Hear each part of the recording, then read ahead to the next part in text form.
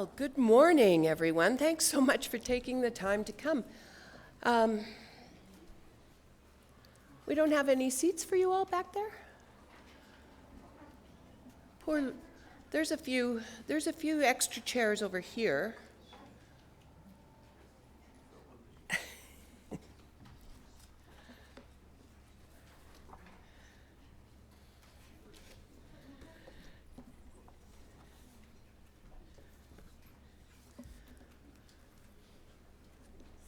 So I think Chris Varco, where is Chris, was saying we're one of a very few in-person annual general meetings left in the city. And I think maybe that's one of actually, there's a lot of silver linings that came out of our quarantine period during COVID, but I think one of the not so silver linings is the fact that you, our share owners, our suppliers, our customers, media, associates, and great friends don't have an opportunity to come and actually engage with all of us. And it's a very special time for everyone here to be able to see you all. This is our 58th annual general meeting. And there are so many familiar faces that I had the opportunity to see today, which was wonderful. And I'm just going to put in a little plug here because we look forward to seeing you all throughout the summer series for the 50th anniversary of Spruce Meadows this year.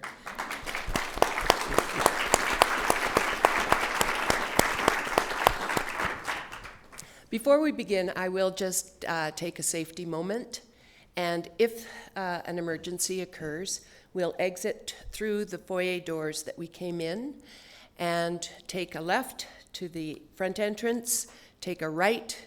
Our mustering point is over on 9th Avenue at the Marriott Hotel. And so the great staff of the Fairmont Palliser will assist us and direct us if something occurs. And as we commence today's meeting, I do want to honor the traditional territories and the homelands upon which many of our operations and facilities are located. Our team, all of the members of the ATCO family, have tremendous respect for elders past and present, and the diverse history, languages, and culture that they represent. The ceremonies, for any of you who have had the opportunity and the privilege to participate, are really extraordinary. And I know that if you do get a chance to go to a powwow, you really should take up the opportunity because the passion, the spirit flows throughout the people. And today we're gathered on the ancestral lands of Treaty 7 signatories, and that includes the Blackfoot Confederacy, which is composed of the Siksika, Piikani, Kainai nations. Also the Stoney Nakoda, including the Chiniki, Bearspaw, and Wesley nations, and the Tsuut'ina. And the city of Calgary is also home to the Métis nations of Alberta, Districts 5 and 6. And I would like to welcome, and it's such an honor to have you here, Chief Ori Crowfoot. Thank you. Lovely to have you.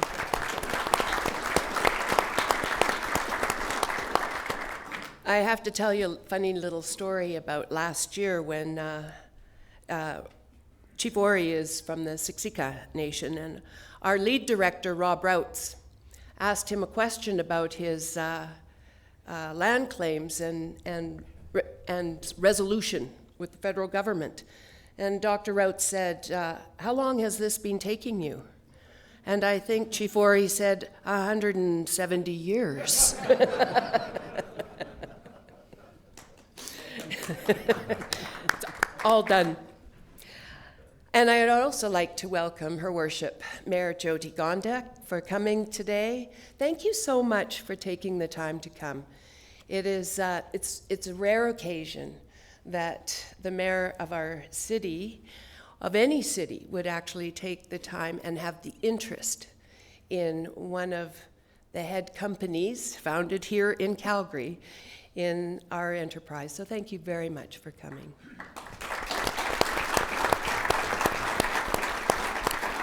And for your great leadership, in particular, attainable housing.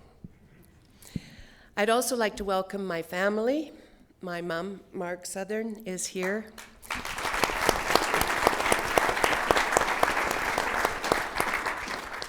And while maybe a little compromised on mobility right now, oh my goodness, you should hear her lecture still. And there's always clippings coming out of the paper. Did you know this? Maybe you should think about this. I'd also like to welcome my husband, Jonathan, and say thank you for all of your support. My children, Kelly, Kyle, Ben, thank you for being here. My sister Linda and her husband Tom and her son Charlie, and Ron's not able to join us, but they are my greatest supporters, and I cherish every moment with all of you. David Dodge is here, former director of ATCO, but much more impressive on his resume is former governor of the Bank of Canada, an incredible advisor to many and a great friend of our company, and he's here with his lovely wife, Chris. Miss Anne and Terry and Dan French are here. Sorry that Baz couldn't be with us. Baz is a director emeritus for ATCO. Siegfried Kiefer, many of you know Siegfried. He's sitting right next to Doug Graham, who used to have Jason Sharp's job and ran our natural gas utilities. Jeff Wood. Jeff is here representing the Wood family. He's a longtime shareholder, and our families go way back. Jeff's father was our corporate secretary. His uncle was our CEO of Canadian Utilities. And his cousin Donna is my cousin from our twin sister mums. Kim Sturgis. Thank you, Kim. Kim is the most incredibly passionate person in Alberta with regards to how precious and dear our water is, how we can do a much better job of conserving it, and I have no doubt within the next decade it will be the gold of the future, so we must look after it. And Kim, you've done such a wonderful job in Alberta and throughout the nation. Thank you. She's sitting beside Eddie Goldenberg, and Eddie's been on the news quite a bit this recently with our new parliament and his great advisory to many prime ministers, including this one. And longtime shareholders. Ed McCullough's back. Where's Ed? There you are. We missed you last year, but nice to see you back again. And Bill is here, Bill Manick. And Bill rode his bike here this morning. Cold hands, warm heart. Norm and Sharon King. It's always great to see you, Norm and Sharon. Emile, wonderful to have you back. Andrew, you are such an interesting attendee. He told me that he only could afford a couple of shares, but he really likes to hear about what we have to say on the economy, our company, and the nation. Thank you for joining us, Andrew. And Joy Halverson is here as well. And Joy's shareholdings go way back, and she told me, way back to you, Mom and Dad, starting ATCO. Thank you very, very much, everyone, for being here. There's Joy over there.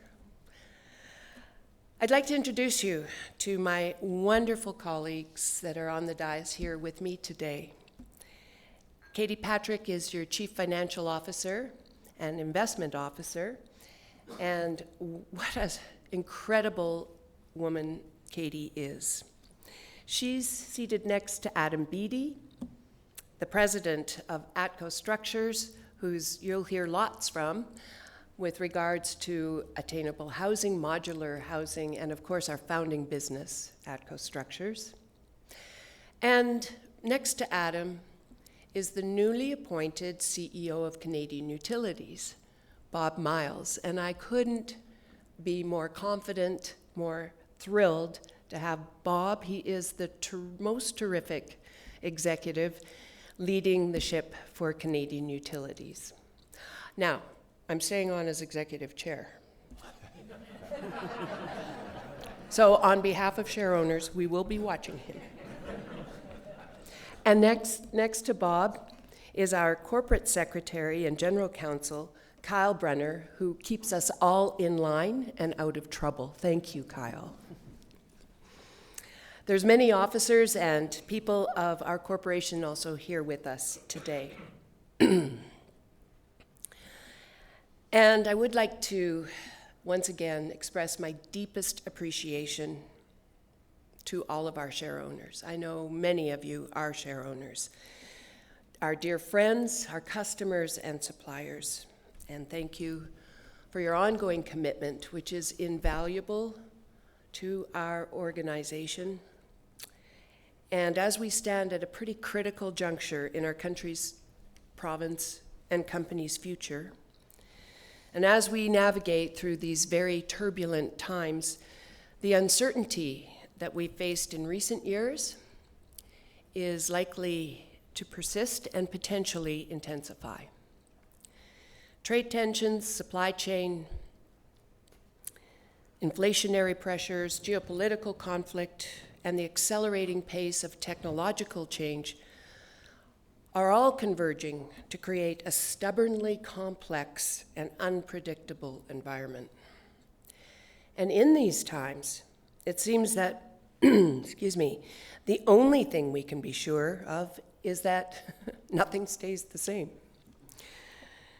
But despite these challenges, we have reasons for great optimism. For example, the government of Alberta has recently announced key policy changes within the province's utility landscape, and this is a really good thing. It includes hydrogen blending in the natural gas distribution system.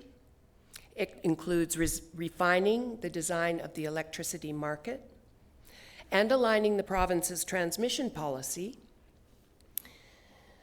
with the realities of today's electric grid. And while there's still a great deal of work to do on the details for each of these fronts, they represent important first steps toward a more modern legislative framework for economic development, especially in the utility investments here in Alberta. I also take heart that our newly elected Prime Minister has committed to take bold and decisive action in order to build a stronger Canada. From doubling our national housing output and forging new trade corridors, to establishing Canada as a global energy superpower. And he did include conventional as well as new energy. And dramatically increasing our defense spending in order to achieve our NATO commitments. And these aren't merely aspirations, they are imperatives of the highest order. And now is the time for unity, resolve, and unwavering execution, because the future of our nation demands nothing less. The courageous people of ATCO share this conviction. And already, we are building critical infrastructure that will unlock Canada's full potential, from housing and pipelines to power grids, hydrogen hubs, carbon capture, and defense systems. And for years, ATCO has advocated for the development of energy corridors, not just east to west, but north-south as well. And we actually started on this journey north-south from Inuvik all the way to the 49th parallel with the implementation of our Alberta Power Line. The Alberta Power Line today is 40% owned by 7 Indigenous communities along the right-of-way and close to the right-of-way. And this is a very, very important aspect of what we need to consider and do in the future with future infrastructure projects. We do need to reach more global markets. We do need to have greater access to tidewater. Our vision to create this north-south corridor has been in the back of our minds for, Dale, gosh, I think we started talking about this at least 20 years ago with our Indigenous partners in the Northwest Territories. And while political will has long been the stumbling block, the benefits of these corridors have never been clearer, and the support has never been greater. Canada may be on the verge of a historic investment boom, from ports and rail to West Coast LNG and ammonia exports, but each of these projects have a common foundational need: Indigenous partnerships. In fact, of the more than 500 major resource and energy projects planned or underway here in Canada, 73% run through or near Indigenous territories. And the value of these projects is estimated at nearly $100 billion. So can you imagine the extraordinary prosperity we could co-create for these communities by enabling them to participate fully in such projects? We've been advancing this kind of model for decades. Naka Power is our enduring alliance with the Dene Investments, and it is close to 4 decades old. In fact, I'm not aware of any Indigenous equity partnership in the energy and utilities sector anyway, in Canada, that is older or stronger than this partnership. And as Canadians, our ability to move quickly and at scale to unlock the value of Indigenous equity partnerships depends on our ability to move collectively as true, equitable partners. And without question, recent geopolitical tensions with our closest ally and our largest trading partner have revealed the fault lines in Canada's economic landscape. And to bridge these gaps, we must pursue genuine Indigenous economic reconciliation. And quite frankly, I don't see that there is any other path. However, we must also have fair and equitable regulation for these projects. They are all-encompassing infrastructure assets, and particularly for wires and pipes. Now, the Alberta Utilities Commission has been very forward-thinking with its performance-based regulation that it implemented in Alberta several years ago. The performance-based framework incentivizes utilities in Alberta to strive for greater operational efficiencies and then be able to share those efficiency gains with the ratepayers, the customers, and with share owners alike. And I am very proud of the innovative approach that our teams in ATCO Energy Systems have taken. And I'm very proud that the regulator is forward-thinking in this performance-based regulation. Unfortunately, I must say, and I wanted to make you all aware of this, that we have recently realized that we, ATCO and its utilities, and the AUC have a major difference of opinion. Now, that's not always unusual, but in this case, it is in regard to how the application of the performance-based regulation is applied. And therefore, we are challenging the AUC's approach in the Alberta Court of Appeal on the basis that we believe we were operating within the regulatory framework as it was outlined by the AUC. And our case will be heard later in the fall of this year. So I just wanted you to be aware of that because there may be some noise about it, but You've heard it from me. We believe we've delivered, and you'll hear more from Bob about how much we've delivered in efficiencies to the Alberta utilities later.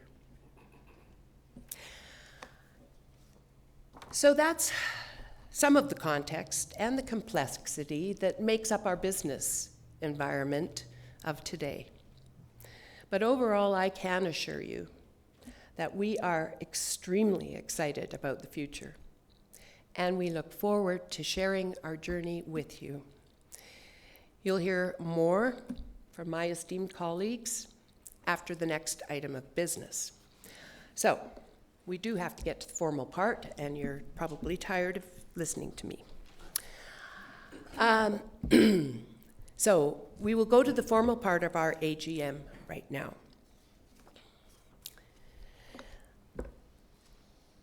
And then I will open the meeting for questions from all of you.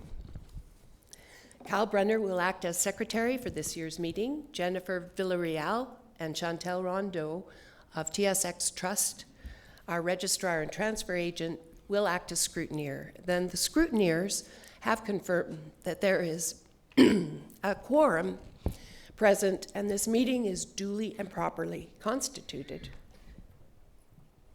for the transaction of business. Now, only the share owners of Class 2 voting shares and the holders of valid proxies of those shares are entitled to vote on the business in the meeting today.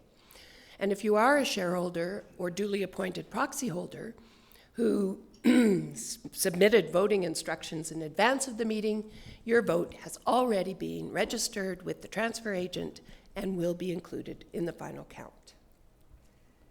Now, did anybody not get a proper voting ballot ahead of time? If you didn't, please raise your hand, and the ballots are available for you in the meeting today. Anybody not get a chance to vote? Okay, then we'll move on.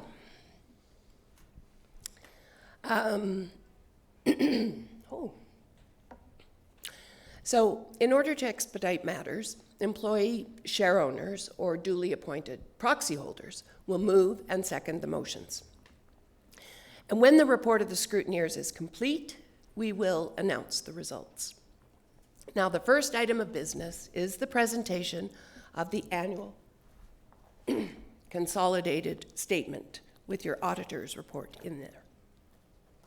And the next item is the election of directors. The corporation's nominees as proposed in the Management Information Circular. Having a hard time with my throat here, Katie. Standing for election today are Don Farrell, Jason Kenney, Kelly Koss-Brix, Dr. Rob Routs, our lead director, Linda Southern-Heathcott, myself, Nancy Southern, Norm Steinberg, Dr. Roger Irwin, and Susan Worth. Are there any other nominations from the floor? I therefore declare the nominations closed. May I have a motion to elect the directors? I'm Becky Penrice, as share owner. I move that the 9 persons nominated to be elected as directors serve until the end of the annual meeting of shareholders or until their successors are elected or appointed. Thank you, Mrs. Penrice. May I have a seconder, please? I'm Colin Jackson, a share owner, and I second the motion. Thank you, Colin. Colin heads up our treasury, and Ms. Penrice is our Chief Administration Officer. The last item of business is to appoint the auditors, PricewaterhouseCoopers, as the corporation's auditors for the ensuing year. And may I have a motion to adopt the auditors? Good morning. Glad to see everybody out here. I'm Rob Routs. I'm a proud share owner. And I move that PricewaterhouseCoopers Chartered Accountants be appointed auditor of the corporation to hold office until the next annual meeting of shareholders or until a successor is appointed. Thank you very much, Dr. Routs. And a seconder, please? Yes, thank you very much. I'm Norm Steinberg, a proud share owner, and I also second the motion. Thank you. And Norm is the chair of our audit committee. So thank you very much, gentlemen. And I will now ask the scrutineer to provide the scrutineer's report so that we may declare the voting results. Now, while that is happening, I want to take the opportunity to recognize a director who is sadly retiring from the ATCO board this year. Bob Booth, a distinguished lawyer, an astute advisor, and an absolutely wonderful human being. He's retiring after nearly 3 decades of service to the ATCO group of companies. Bob was a longtime partner at Bennett Jones, and through his counsel and expertise, he helped countless projects and initiatives succeed while at ATCO.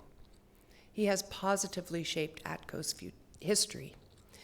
And through his mentorship and coaching, he added much value to the deliberations that faced both my father and me, helping us both succeed as well. And on behalf of the boards of both ATCO and Canadian Utilities and our share owners, I wish to express my deepest appreciation to Bob for his commitment, his loyalty, his friendship, and to his family for supporting him for these past 3 decades. Thank you, Bob.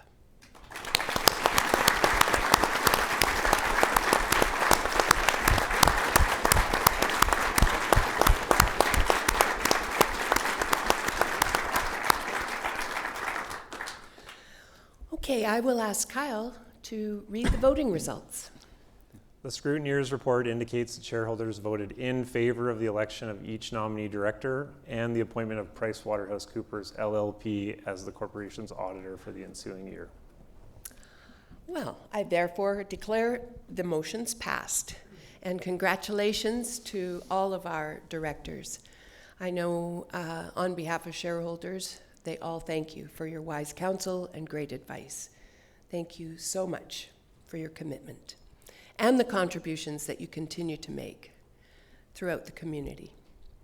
I'd also like to introduce Courtney Cola and Susanna Colburn from PricewaterhouseCoopers. Courtney is right there in front of me with Susanna. Thank you very much for your tremendous, diligent, and robust work on our financial statements. Well, this concludes the formal part of our meeting, and may I have a motion to terminate? Good morning, I'm Derek Cook, and I'm a share owner, and I move that this meeting be terminated. Thank you very much, Mr. Cook, and a seconder. I'm Christy Simpson, I'm a share owner, and I second the motion. Thank you very much, Christy. Ms. Simpson. The meeting is closed, and now I'll turn it over to Katie Patrick so she can give you some exciting news on our financial results.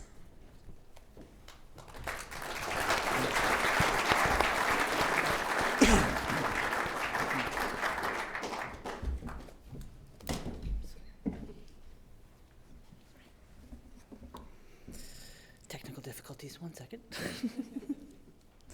Thank you, Nancy, and good morning, everyone. I truly enjoy connecting with share owners and the investment community, and I am also very pleased to be with you today. I will be updating you on ATCO's financial health and future outlook in concert with the remarks from Nancy, Adam, and Bob. Specifically, I'd like to provide an overview of our financial results for 2024 and share how 2025 is unfolding from a financial perspective. Finally, I will touch on how the numbers come together from the growth Adam and Bob will speak about and how we will pay for it. While my story may sound very similar to prior years, I hope you as investors see the value in that consistency. The same messages of growth and resiliency demonstrate that we are on the right path.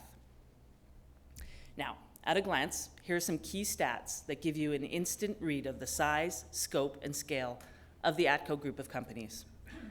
We have a strong base of assets to build from, but let me point out that what is far and away our most valuable asset are exceptional people. Including affiliates and subsidiaries, there are more than 20,000 energetic, enthusiastic, and expert team members working to deliver value to ATCO and our share owners. Now, let's dive into the results for 2024. 2024 was a great year for ATCO and the companies we operate and invest in.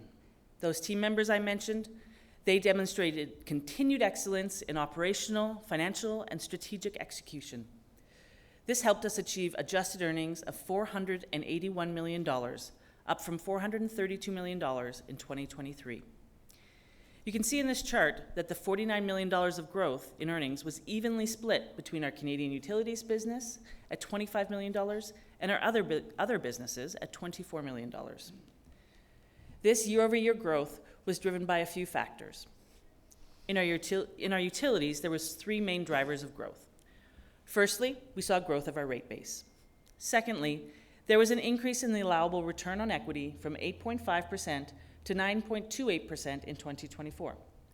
And finally, we had the benefit of the efficiency carryover mechanism, which provided an additional 50 basis points of equity return in our distribution utilities. In structures, as you'll hear from Adam, their base business continues to grow steadily and successfully in Canada, Australia, and the US. And we are also seeing strong contributions from Neltume Ports investment as well as some of our other investments, which I'll talk about about that segment in a moment. These results have been very well received by our investors in the market, and continuing this trend while delivering on the growth we have promised is our key focus. Now, just last week, we released our Q1 results for ATCO, as well as Canadian Utility, of which ATCO owns 52.5%. ATCO had a very strong first quarter and achieved adjusted earnings of $160 million, up from $148 million during the same period in 2024. We are very happy with this result. This strong start to the year was in part to another quarter of increased results from structures. And I'll leave it to Adam to tell you just how many quarters in a row his team has delivered increased earnings. Our first quarter was also up due to very healthy performance from the natural gas storage business in ATCO EnPower. Last year, this area of our business had adjusted earnings of $38 million, which was 23% higher than 2023. And as we look to the rest of 2025, we expect our storage business to have a similar earnings profile to last year, thanks to securing favorable long-term contracts. Looking ahead, I will point out that we do expect some headwinds in our utility business that will moderate some of the earnings growth we saw last year for ATCO Energy Systems. Specifically, our allowable return on equity of 9.28% has been reset by the AUC to 8.97% for 2025 across our Alberta utilities. Overall, though, we will combat that with having rate-based growth across our utilities and finding continued efficiencies throughout our business, which will translate to high-quality earnings for 2025 and beyond. Now, keen readers of our financial statements, whoever that may be, would have seen a renamed reporting entity called ATCO Investments.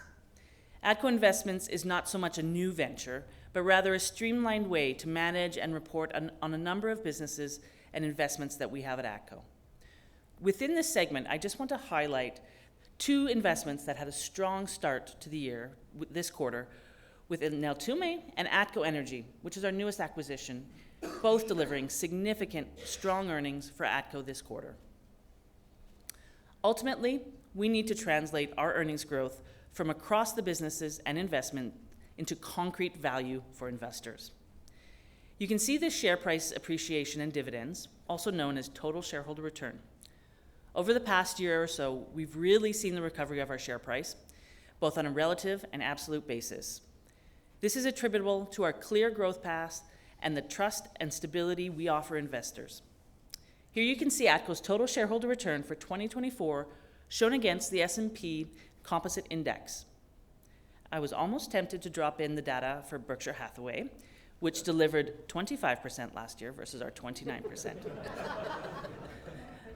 I'm not saying that ATCO will beat Berkshire Hathaway every year, but in the years that we do, you can sure bet that I'm going to mention it.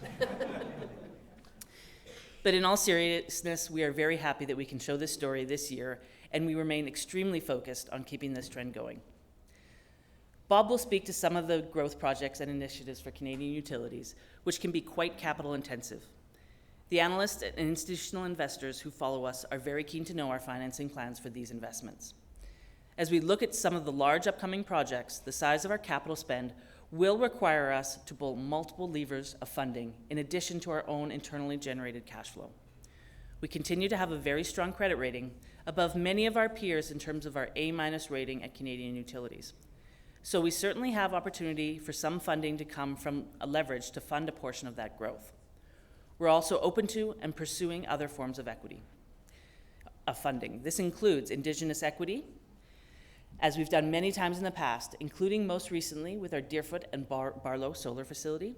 It includes partner equity, as Bob will mention, with respect to the Heartland Hydrogen Project. It could also include some private capital and some form of asset recycling. You can be assured that the decisions on how we will fund our growth will be about maximizing shareowner value. With that, I will conclude and invite Adam to talk about his exciting business.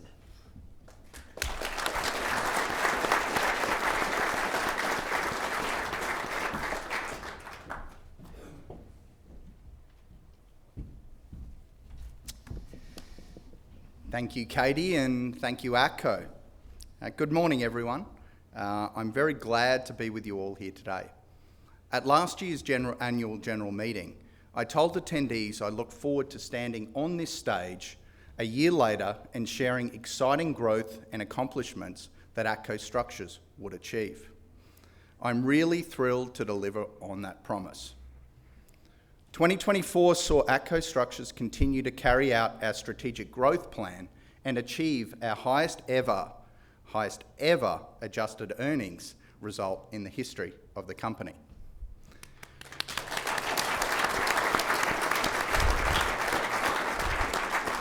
Now, we have a brief but impactful video I want to share with you as an overview of our exciting growth opportunities and strategies before I get into further details. This is how we build, baby, build. Our markets, products, and competitive advantages provide a significant opportunity for the future. We believe the global market for modular construction will be more than $200 billion by the end of 2034, and ATCO is poised to be the leader and innovator in this space. Structures' growth plan is really levered around building a strong foundation in our core space rentals trailer business, with a large geographically located fleet, and then also capitalising on our expertise in modular manufacturing and site installation and construction to deliver a wide variety of modular products. We have opened 5 new branch locations across North America in the last year. We have expanded our manufacturing capacity and commercial footprint in Australia with a new state-of-the-art operation in South Australia. We have grown our base business, increasing our rental fleet to over 25,000 units globally, doubling our fleet in under 7 years and maintaining our occupancy levels, creating hundreds of new customers. Our ambition is to expand this fleet to over 40,000 units by the end of 2030. We are also driving new growth in the United States. We are significantly increasing brand awareness, expanding physical operating locations, and increasing our fleet assets and competitive models. We view this market as a substantial opportunity, and the pace of growth realised is exciting. Last September, we acquired NRB Modular Solutions, the largest permanent modular construction company within Canada. We instantly increased our market share and capabilities, and we are leveraging NRB's expertise and our combined synergies to become the only pan-Canadian modular company, with new production locations in Ontario and British Columbia. Thanks to the NRB acquisition and our previous Triple M acquisition, ATCO Structures now offers a full suite of modular products across Canada, including commercial, residential, and education. We've strategically positioned our business. We have multiple levers to adjust and capitalise on market changes, and we've got a talented global team driving industry-leading outcomes.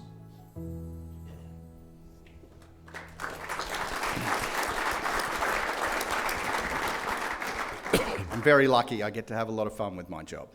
So, our strategic vision is based on the conviction that modular building is evolving as a crucial part of the future for shelter and building solutions. And our strategy is focused on 4 main areas of business. Firstly, the continued expansion and operation of a world-class fleet of assets. I'm largely talking about the yellow-banded trailers we know and love. Having a larger and well-utilised fleet creates more predictable, sustainable income streams for us and was a primary driver of last year's excellent results. The backbone of our success is this stable and steadily growing rental fleet business. It's consistently in demand for a few reasons. Its flexibility of applications for temporary and permanent building space, it's quick to deploy and operate, and is very cost-competitive solution. The second area of our focus is building our brand and consumer awareness of modular and its advantages and opportunities. We are partnering with government and housing agencies to accelerate and scale the adoption of modular affordable housing solutions, where traditional building methods cannot achieve the pace required. This is just one example of how we value into our clients' needs. Just 2 weeks ago, we took part in a media event in Midtown Toronto, craning in the modules for another new supportive housing facility going into Ontario. And last week, just down here, we broke ground to construct and install a new apartment project in downtown Calgary with our partners, Attainable Homes Calgary. This will see an 84-unit complex of 6-storey apartments occupied in under 19 months. A similar non-modular build across the road is planned to take 48 months to deliver. Our units for our project will be manufactured in under 70 days. Another area of strategic focus is expanding and tailoring our modular building solutions to the needs of the education, healthcare infrastructure, and commercial sectors. It's not just homes and workforce housing that can enjoy modular construction benefits like speed, quality, certainty, and flexibility. And finally, our 4th main strategic driver is innovating our products and processes to produce affordable modular residential housing that meets the growing need for homes.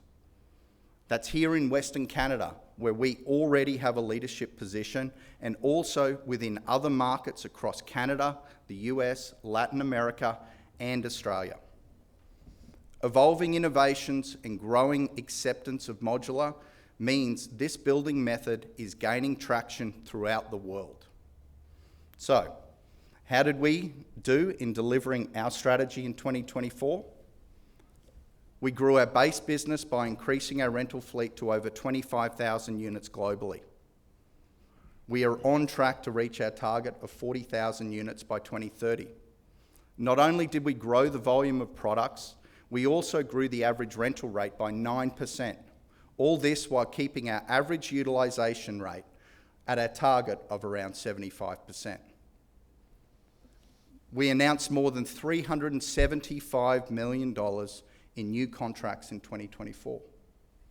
These contracts included 2 significant resource infrastructure projects in Australia, showing we are still the prominent workforce housing provider. We grew our brand and awareness with our customers, creating more than 500 new customers in the US alone last year. Last year, we doubled our market share in the US. And while this is still an emerging market for us, the US has significant runway for expansion in our business. We opened a new manufacturing facility in South Australia, bringing us to 4 locations in Australia and 12 best-in-industry manufacturing facilities worldwide. Thanks to all of these achievements by a tremendously talented and committed team, we are able to successfully deliver thousands of modular projects throughout all our locations to the satisfaction of our valued clients. As you have likely seen with our most recent result in Q1, we marked 11 consecutive quarters of delivering year-over-year adjusted earnings growth.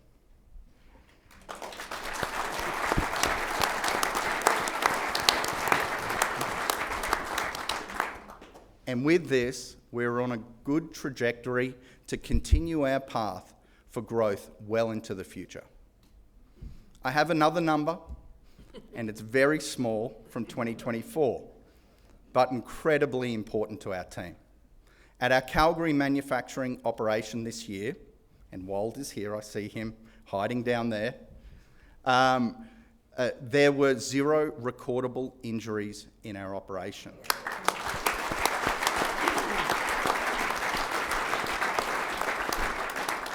Now, for those of you that don't know, a total recordable injury frequency, also called the TRIF, of 0 is a world-class safety accomplishment and demonstrates our organisation's proven commitment to safety as a value. This extends beyond just this manufacturing operation. Our global TRIF was 0.9, which is a fantastic reflection of the importance our culture places on safety within our workplaces. Our standards and safety leadership are world-class and a testament to our employees' commitment and values, and I thank our team for their resolve.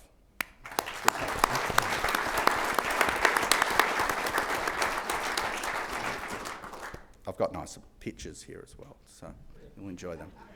Finally, I'd like to discuss how 2 important and recent acquisitions are positioning us for growth. Last year, we acquired NRB Modular Solutions.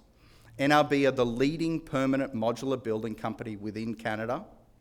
And with this acquisition, our Canadian manufacturing locations have expanded from 2 facilities to 5, increasing our manufacturing capacity, product and skills capabilities, and access to new markets for all of our product offerings.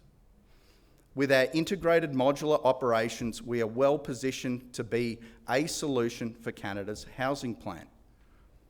Our M division, which we acquired in 2023, is helping to cement our standing as the largest single-family modular home builder in the region.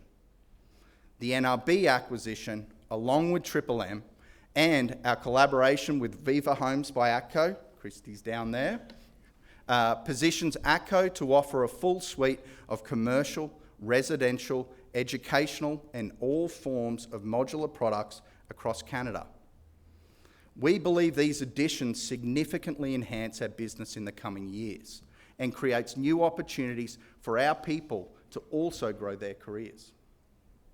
So, in closing, we have multiple levers to adjust our strategy in response to market changes, and a talented global team driving industry-leading outcomes. We see ourselves prepared for the future challenges and opportunities as they arise. And I'd be happy at the end of, after all the speeches, to take some questions if anyone would like, as we love talking about modular. But now I'd like to invite my distinguished colleague, Bob Myles, to the podium, please.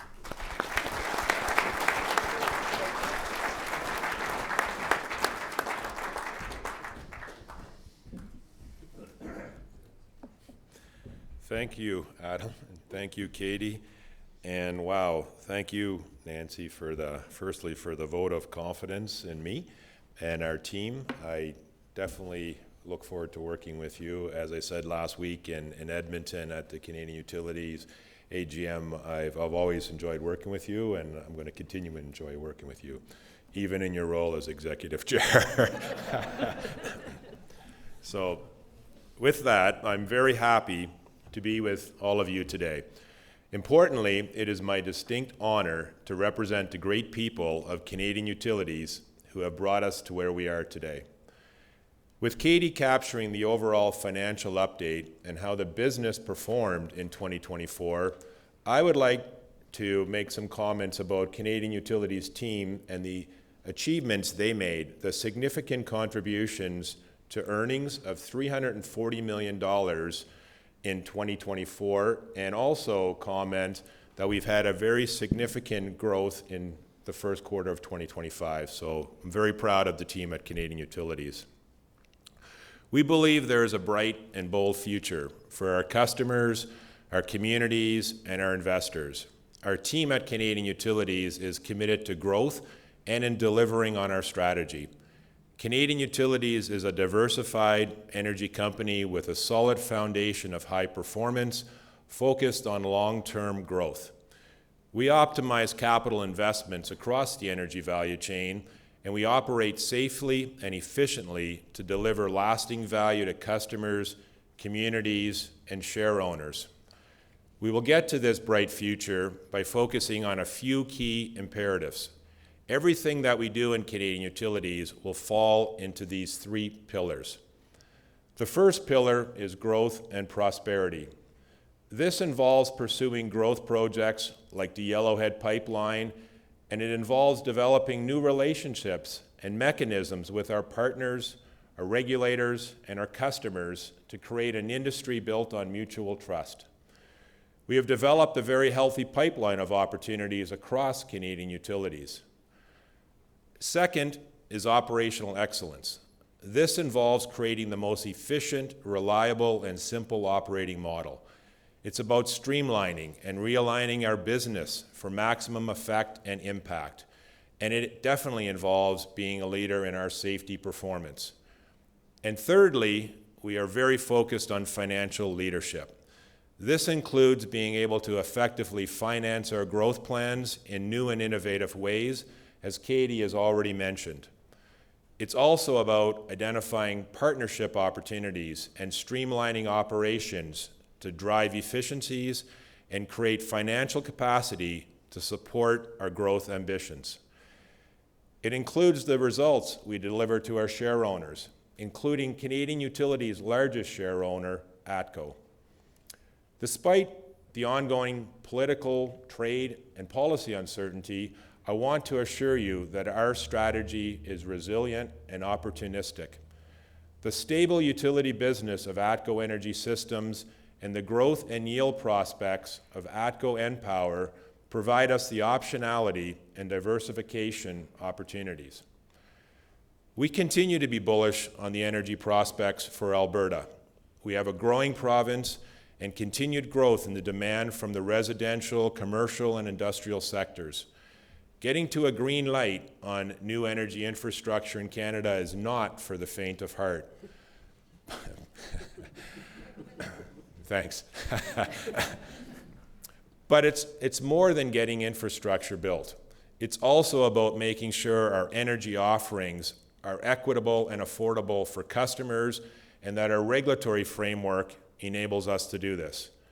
I want to thank ATCO employees who have worked hard and to deliver safe and reliable energy service to our customers. They have prioritized making our operations more efficient and have put the customer at the center of our business. As Nancy mentioned, and I'm very proud of this, we heard a lot of numbers today, but in the 2023 to 2028 performance-based regulation period, we are delivering more than $500 million of savings directly to customers through lower rates, which is an 8% reduction in distribution fees.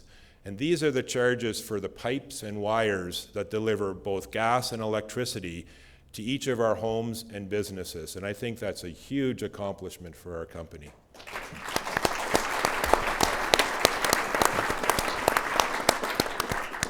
Now, ATCO is proud that we are the only utility that was able to reduce distribution rates for Albertans by driving efficiencies as we safely build and operate our utilities. Now let me shift to providing you an update on some key projects.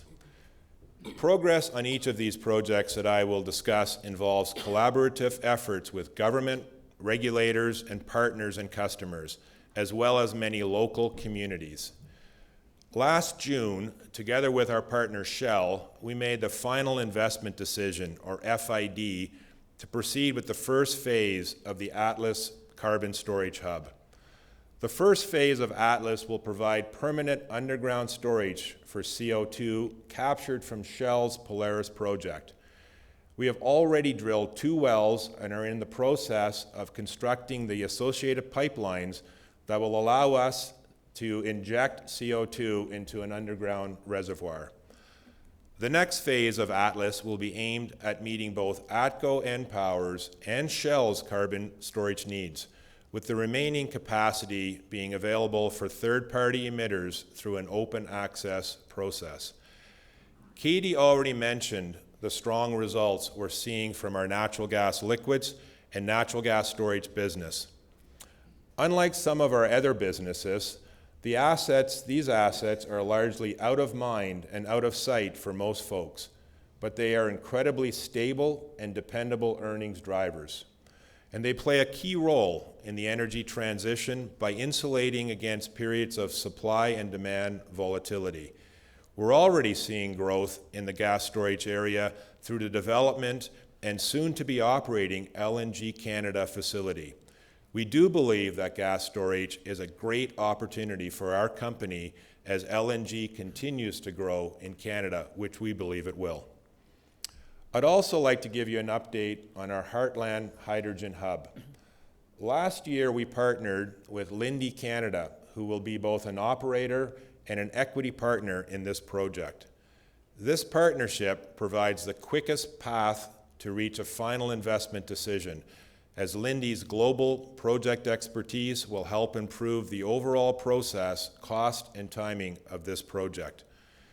The establishment of a stable federal and provincial political environment will have a big impact on the timing and development of this initiative, and in particular, our ammonia export project. The ability to develop rail access to Tidewater will be the key driver to allowing us to provide a competitive pricing to our customers in Asia. Finally, I'd like to provide a more detailed update on the Yellowhead Pipeline project. This is a great example of infrastructure that enables Alberta prosperity and drives rate-based growth expectations. We have a brief video that will provide some color on the Yellowhead project. The Yellowhead Mainline is a significant initiative for ATCO and for Alberta. It aims to add capacity to our province's critical energy infrastructure and provide a new and more direct path for natural gas to reach the Edmonton area and the Alberta industrial heartland. With construction scheduled to start in 2026, our teams have been active in consulting and engaging with community members. The preferred route for the pipeline has been selected, balancing feedback from the community with construction and environmental considerations. We've held several open house sessions in local communities, giving us the opportunity to hear from stakeholders and for residents and business owners to learn more about the project. We continue our work to assess environmental impacts and hold firm to the belief that responsible project development honors environmental stewardship and respects communities and landowners. Yellowhead is expected to enable significant economic benefits, more than $20 billion in investment across the province, nearly 24,000 jobs by 2028 when these projects are fully operational, and contributing $3.9 billion annually to Alberta's GDP. We believe in the future of natural gas as a foundational fuel. A healthy and competitive natural gas sector is vital to growing industry within our province. The Yellowhead Mainline is a transformative project for ATCO and Alberta, and an important example of how we can get critical energy infrastructure built in our country.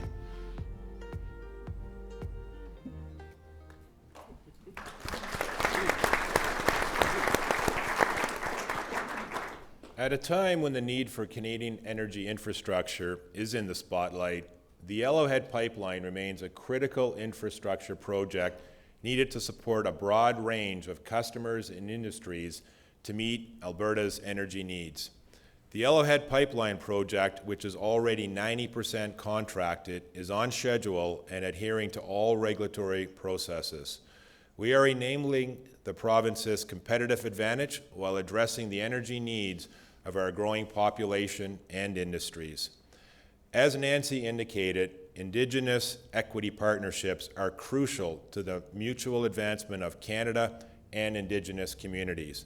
And I'm very pleased to announce that the ATCO Energy Systems team is working diligently to secure a meaningful Indigenous ownership position on this project, and we aim to have that finalized within the next 12 months.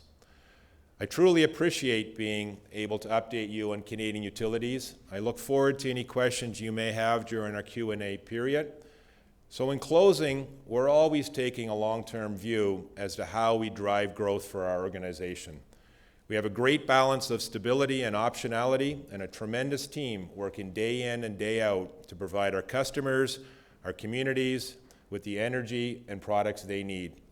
And that team is also there when climate events like fires and frosts and freeze-ups create operational challenges that impact the community. So as I turn it back to our chair and CEO, I'll leave you with a video that demonstrates our team's commitment to the community and the response we delivered during Jasper Fire last year.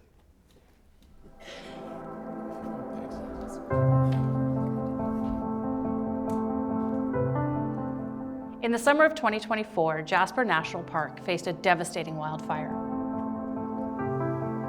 forcing 25,000 people to evacuate, destroying over 350 structures, including severe damage to more than 800 ATCO gas and electric assets.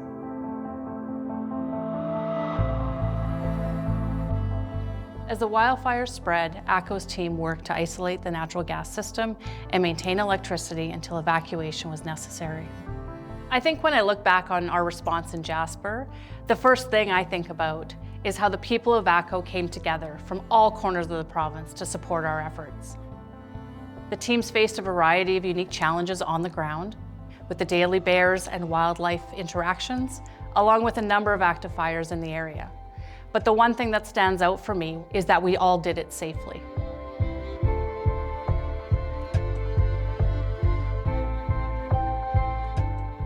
Despite extreme smoke and harsh conditions, our teams quickly assessed damage and prioritized restoring power to critical facilities. Our team's efforts were commendable. Within just 16 construction days, 100% of undamaged homes were reconnected to electricity. We're gearing up for the next wildfire season by being proactive. We've got solid business continuity plans and incident management teams to make sure we can respond quickly and effectively. Everything we do is rooted in that commitment. ATCO has supported Jasper since 1942, providing reliable energy and engaging the community beyond providing essential services. ATCO has lived, worked, and volunteered here, sponsoring events like our Jasper in January, and this year, the Oilers Hockey Clinic presented by ATCO was held in Jasper at the beginning of May. ATCO employees from across the province answered Jasper's call for help. More than 400 incident management team members in Hinton and Jasper, along with remote staff, demonstrated unwavering commitment. As Jasper rebuilds, ATCO remains committed to supporting recovery and growth.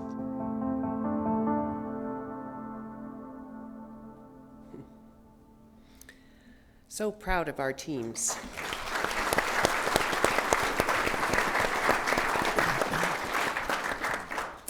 I hope you will agree with me that this is a terrific cadre of executives leading the businesses of your company. And I want to thank them so much for the tremendous work ethic they represent, the transparency, the camaraderie, and the willingness to challenge each other, including me. And they don't worry about challenging me, that's for sure.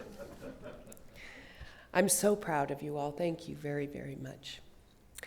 I just make a few comments, actually, because we didn't cover off the defense sector, which is important to your company.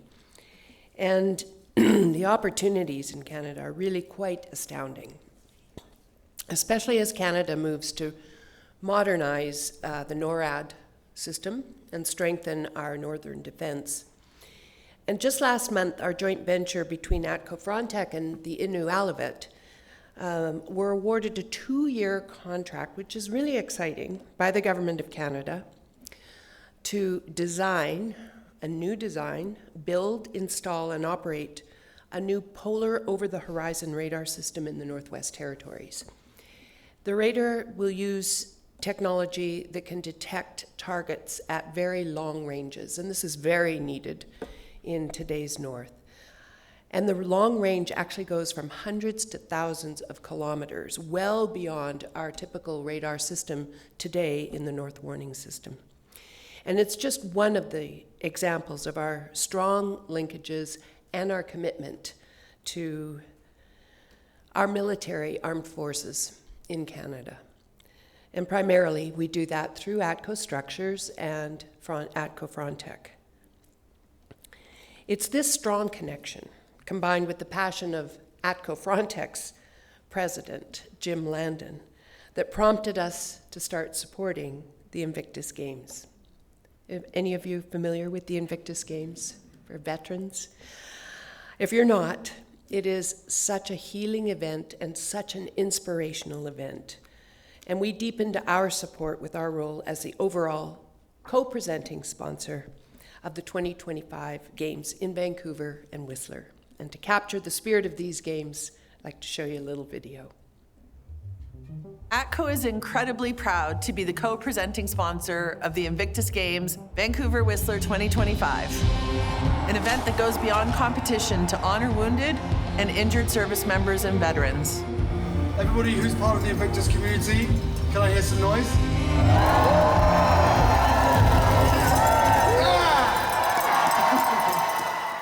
To fully acknowledge the people and lands where the games take place, this year's events began with the Invictus Games Flag Expedition. This powerful trek brought together First Nations representatives and veterans from around the world, carrying the flag through the territories of the 4 host First Nations, through to the opening ceremonies. To be included in the Invictus Games is a true honor to see us come together. It's not us and them, it's really us. A symbol of unity, resilience, and a shared commitment to reconciliation and recovery. Thank you very much for making us all feel so welcome. The Invictus Games is all about, obviously, competition, but it's a sense of teamwork, a sense of camaraderie, and being part of a team to achieve a mission or an outcome. Invictus has been life-changing. We come together with the same struggles, the same battles, and the same goals that we want to achieve. These types of games and events that help us to inspire the next generation that we're in this together. It means a lot to see veterans being able to show their courage and have a way to heal through sport. From the airfields of Afghanistan to our work with NATO, national defense and the North Warning System, ATCO has always stood by the military community, whether through critical infrastructure, partnerships, or celebrations here in Canada. ATCO's commitment to the military has never wavered. Being part of the Invictus Games is such an amazing opportunity. It's been amazing just walking around this morning and interacting with people from all different countries. The Invictus Games embody the same spirit of resilience, service, and community that defines ATCO, making this partnership a natural and meaningful fit.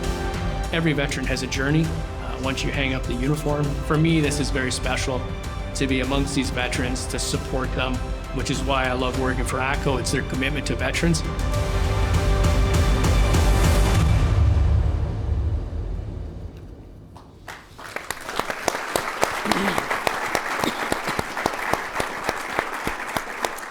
And we look forward to continuing our partnership with the Invictus Games as a co-sponsor in England 2027, and of course supporting our great Canadian team for the next many, many years.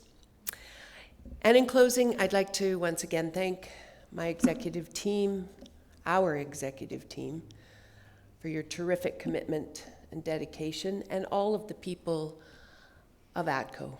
Thank you all so very much. I want to thank our directors for your terrific wisdom, your guidance, your counsel, your challenges, your challenging in all of us as executives, and most importantly, advising us on how to best succeed. And again, thank you to Bob Booth for your terrific commitment to this enterprise. It has been a wonderful journey, lots of ups, but mostly ups, very few downs. And to our share owners, our friends, our suppliers and customers, thank you all for your commitment, your belief in ATCO. It is such a great honor to be with all of you here today. And now I would like to open it up for any questions or comments. I know we've gone well over the time allowed because the gift of the gab is standing right up here. You know, RD, when he was standing up here, actually would ask his assistant to have the shepherd's hook out, take him off the stage, but I don't do that. Any questions? Yes. Nancy, Carl. Carl Root here, long time ATCO share owner and proud, and I don't need to tell everybody here how great a company is, and but the can of worms I'd like to ask about is what's your thoughts on AI and the potential overload of the systems, and is that a big opportunity for us moving forward? I mean, AI, for those may not know, is artificial intelligence, and the demand for electricity is extreme, theoretically anyway. So that's my question. It's a really good question, Carl, and it's certainly one that we've been considering because the housing of the machines that actually help AI work is these data centers, and they require a ton of electricity, and it has to be reliable. It has to be 24/7, 365 days a year. And it is a great opportunity. It's a great opportunity for Alberta. And I mentioned earlier on that Alberta's making forward steps in trying to address how the grid will operate under more strain and the requirements of large power generators to address the data centers. We aren't quite there yet. It's not quite decided as to how a new center, a new power generating station for a data center will interplay with the transmission grid. And so we're waiting, and we believe the Alberta government will have some pretty certain rules coming down pretty soon. But it's critical we get it right. And we, unlike many jurisdictions in North America or around the world, don't have the same integrated utility operations. So when you look at Texas, or you look at Duke Energy, the grand dam of utilities in the United States, they have the ability to offer the generation and the transmission and the redundancy required for those data centers. And we don't have that in Alberta because of our deregulated system. So the generation operates separately, our transmission grid operates separately, and hopefully the two shall meet in an economic way that will allow us to capture the opportunities. But right now we're in a wait-and-see mode. Andrew.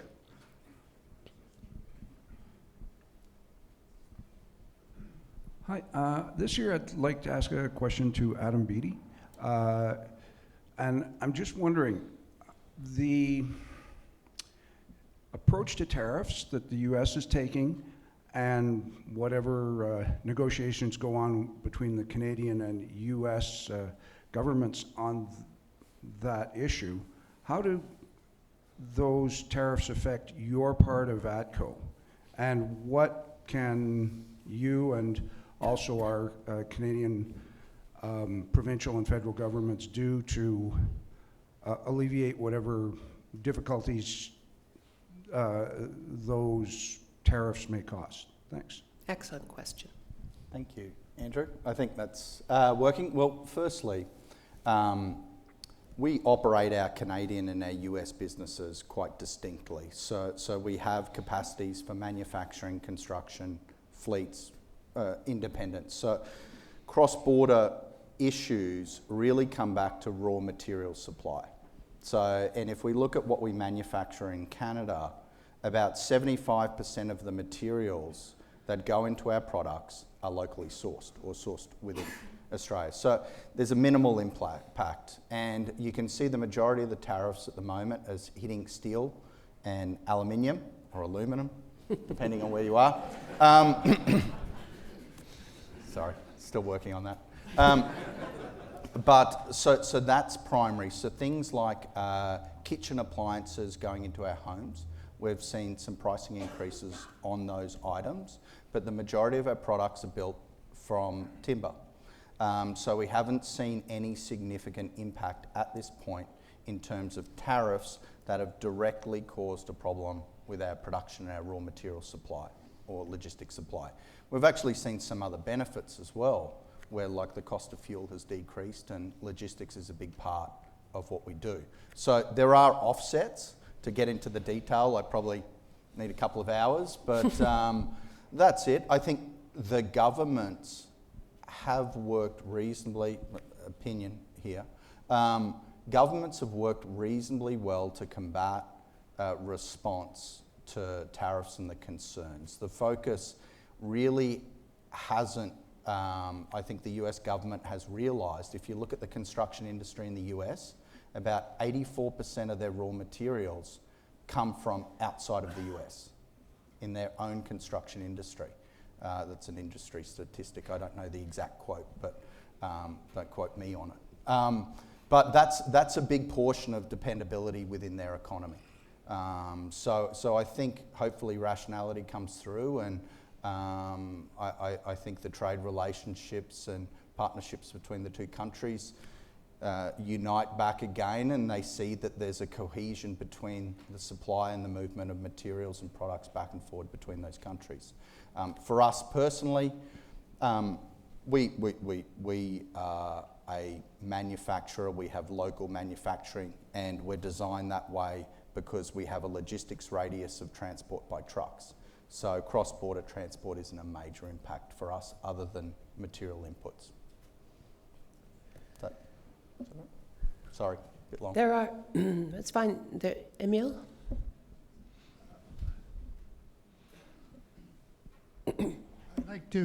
I'd like to commend ATCO for their performance with the Jasper fire.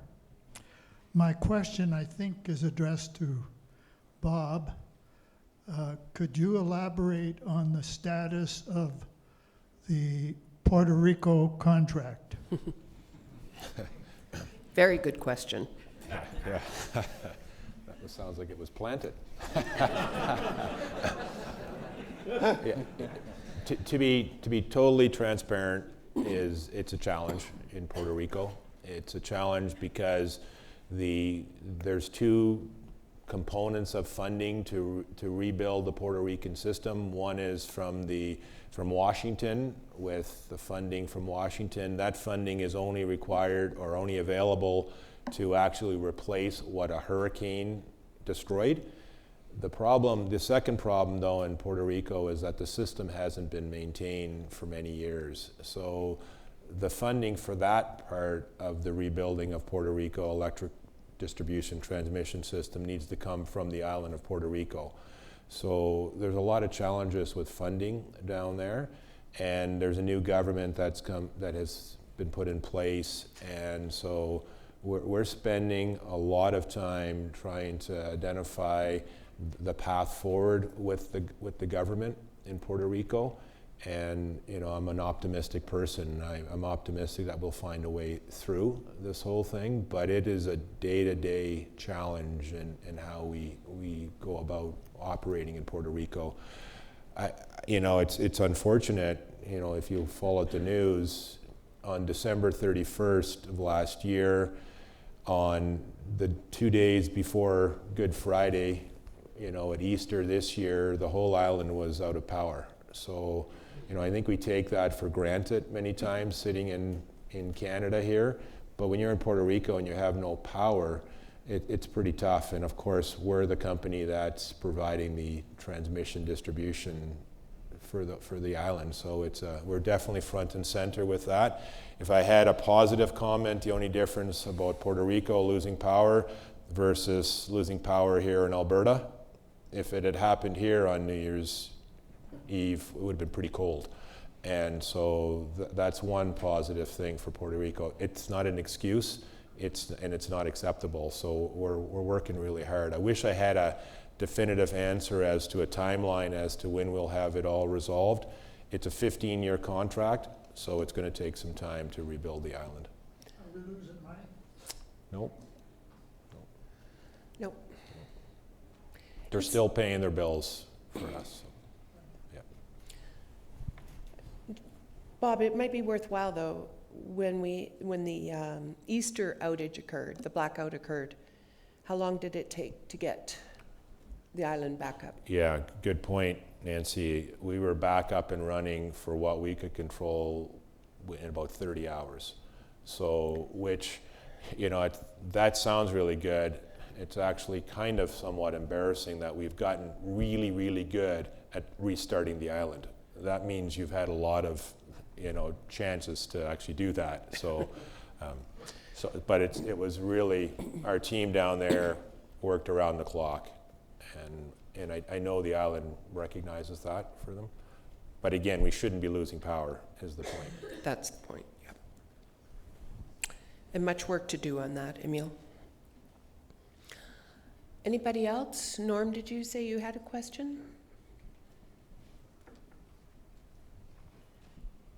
Carl sort of stole my thing on AI, but my question to AI, and there's a fairly good technical market in Canada, or in Calgary especially, just subtly working behind the scenes. We don't see much of it. But on AI, is there any way that ATCO's looking at taking the legalities and segregating the AI thing out based on the Saudi stuff here the other day to make it sort of like an independent company where we aren't having to follow just electric regulations? Oh, maybe in our grandchildren's time. I think that the Premier believes that you can actually have standalone, self-generating, redundant, 24/7 reliable power for the data centers, not attached to the grid. And that we have seen that in Saudi. They have done that. But it is subsidized.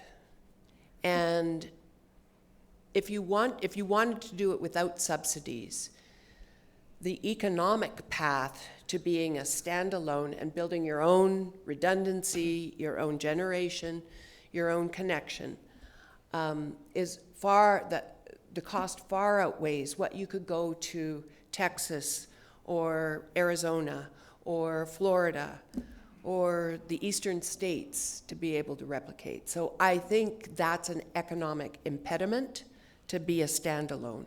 We really have to find a way to integrate, use the grid, deliver the reliability, the redundancy that they need through the grid with some excess power. And I think that's key to all of us as users of electricity in this province.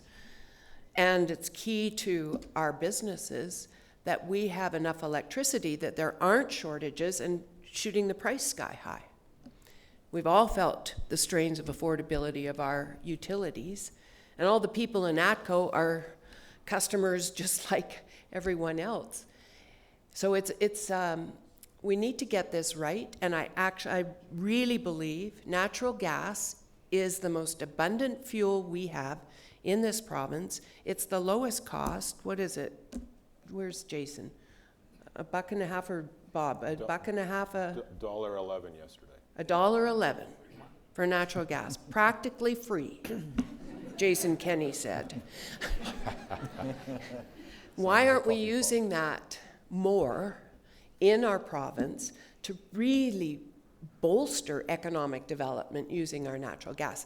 And that's where I really do believe and hope the new federal government, I believe the Prime Minister means what he said, that we want to be an energy superpower.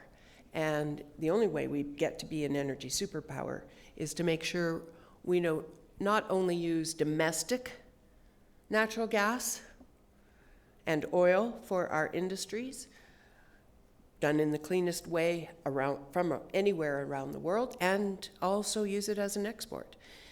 But the key is using it ourselves, hence the corridor conversations. So anyway, I do think the AI opportunities they're vast, they're large, they're exciting, but we have to get the details of the regulation and the legislation right. And the government's working on it earnestly. Anything else? Well, once again, if I may, my mom, Linda, and our families would love to see you throughout the year at Spruce Meadows for the 50th anniversary. Thank you all very much for joining us this morning.